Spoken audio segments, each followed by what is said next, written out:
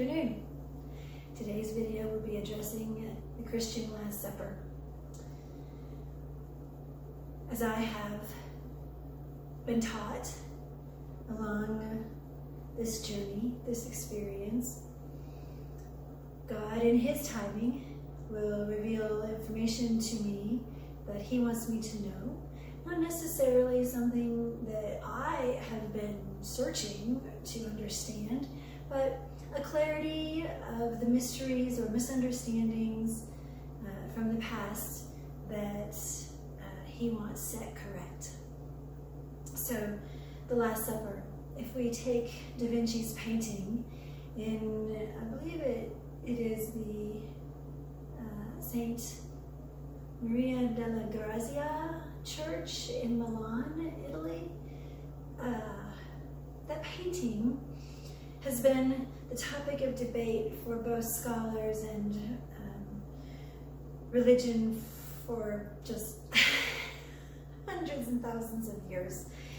And if we take a look at that scene, and I have not been to Milan, but if we take a look at that scene, we have a primary table, and on the table we have bread and fish and a knife and metal plates and wine glasses with wine and a glass of water, and we have some people seated on the right and left side of Jesus in the center. And the men are both young and old, and then seated to the right hand of Jesus is Mary Magdalene. If we take a little further in-depth look, we will see that she is actually leaning to her left towards an older man. I believe they call him Peter, but anyway, she is leaning affectionately towards an older gentleman. And in the scene behind Jesus, there are 2 or 3 windows, and there is a pastoral scene, some hills or mountains in the background. It is obviously daytime, it is not nighttime. And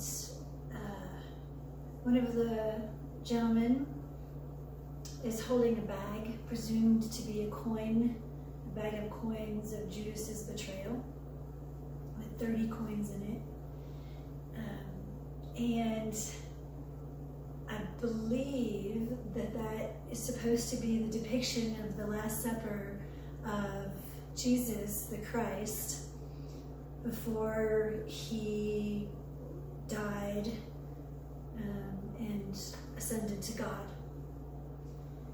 That is the presented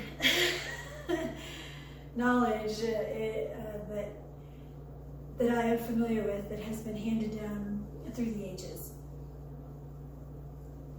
So now I'm going to take a sidestep for just a moment, and we're going to kind of jump back in time. We're going to go back 2,000 years and try to put ourselves in their time frame.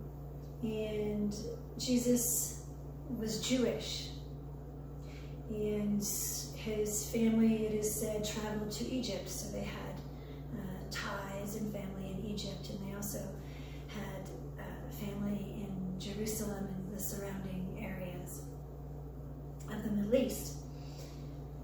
And so when we look at that, we can see that just a generation and a half before, Queen Cleopatra was taking on the Roman army for rule of the area. And of course, we look at Egypt and we see all of their artistic work lining walls and pyramids and buildings and tombs depicting the journey of the soul. And so when we look at that time frame, then we also have to take a look at what they were doing. Ptolemy, shortly after that time frame, was graphing the stars and trying to explain the constellations in the heavens, even possibly creating some of them. So in another video, I address the constellations, and if we start in the center, if we look at a heavenly globe, and we look at the very center, which would be like our physical equator, then we will see the zodiacal signs, the path of the sun. We will see what you're more familiar with is your monthly birth sign, Cancer and Libra and Taurus and Gemini. But above that, in the northern hemisphere of the heavenly globe, we will see Orion and Cassiopeia and Ursa Major and Draco. And at the very top, there is the North Pole.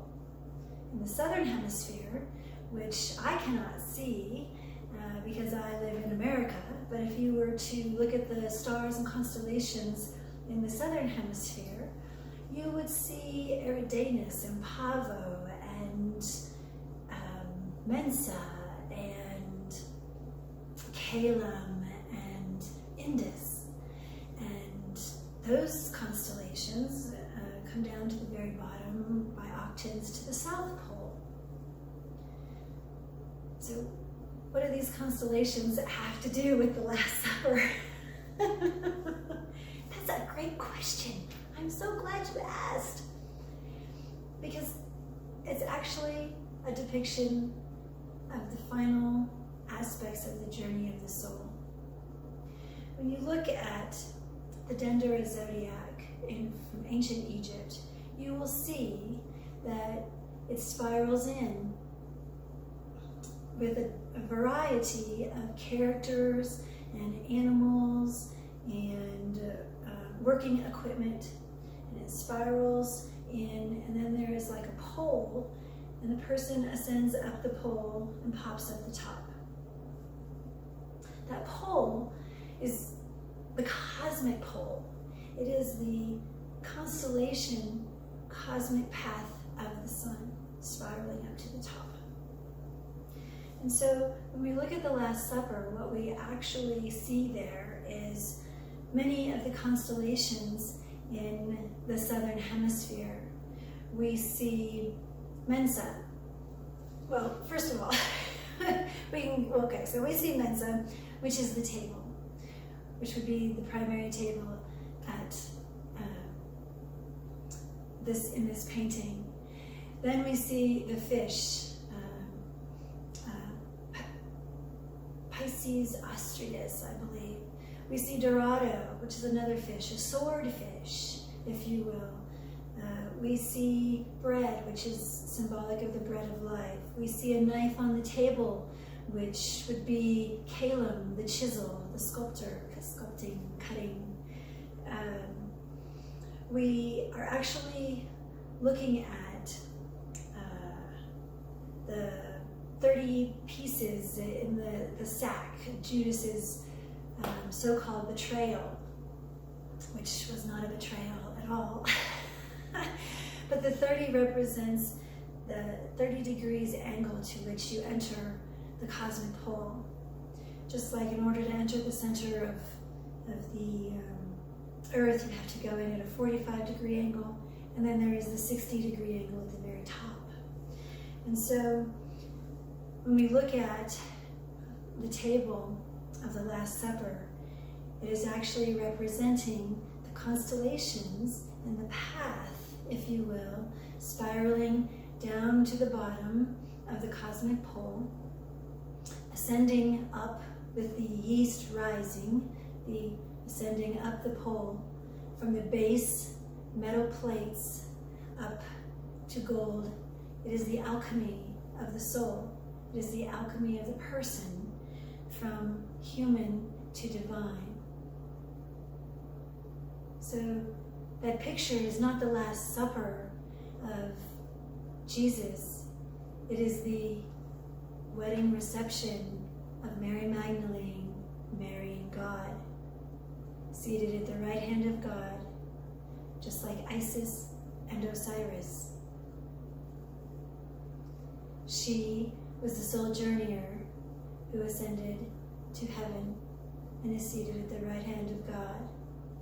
She reunited her soul with the Holy Ineffable One. And that is what the Last Supper, which is actually the wedding feast of Mary and Jesus, God.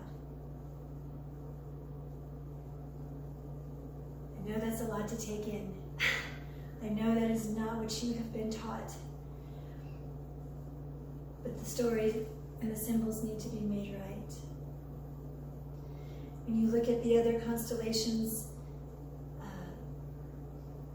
spiraling at the bottom, it's Mensa and Apis, the bird of paradise. The swordfish is the sword blocking the gate to heaven.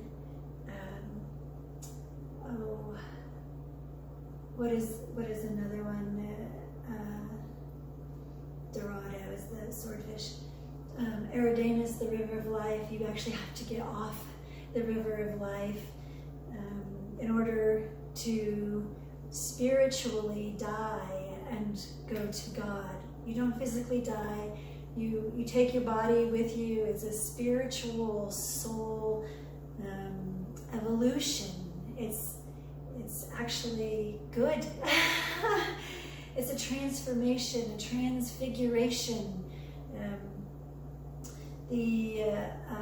What is the bird of paradise? Is that Musca is the fly. The bird of paradise is Apis, flying to heaven, flying to paradise, showing the way. Octans is pointing at the portal to the bottom, to ascend up the pole. Oh goodness, what else is there? It's all another rendition of Osiris and Isis. She married God and she birthed the sun, and Mary birthed the sun. And in that time frame, 2,000 years ago, it was taught in the Alexandria mystery schools. It was taught the soul journey. Everyone was trying to evolve their soul to their divinity, to higher consciousness, and to get away from the suffering of the ego world. And the manuscript has been lost. But when you do the soul journey, God tells you what was missing, what the truth really is, and the mystery is no longer a mystery. So I know this is a lot to take in, but I'm so excited to share it as the truth. The truth will make you understand more fully the beautiful balance of the masculine and feminine powers, that they are equal. There's not one greater than the other. You cannot live a fruitful life if you diminish the feminine. Just like the feminine cannot live a fruitful life if she is degrading the masculine. There has to be harmony. God's world is opposing energies in harmony, working together to create something absolutely beautiful. So I wanted to share that with you today, and I'm excited that the truth is finally told, that the signs and symbols are there. Just have to do a little research and you will see that that is correct. And I hope this gives some of you that aha moment. Yes, I knew that I had to do something, but be something important. I knew that picture really was a woman in the painting, and it's not, I don't know who they try to make it be, some other person. They try to make it a guy, but it's not. It's Mary Magdalene. She was the soul journeyer, and she married God. When you awaken Kundalini, it is your destiny. Have a beautiful afternoon.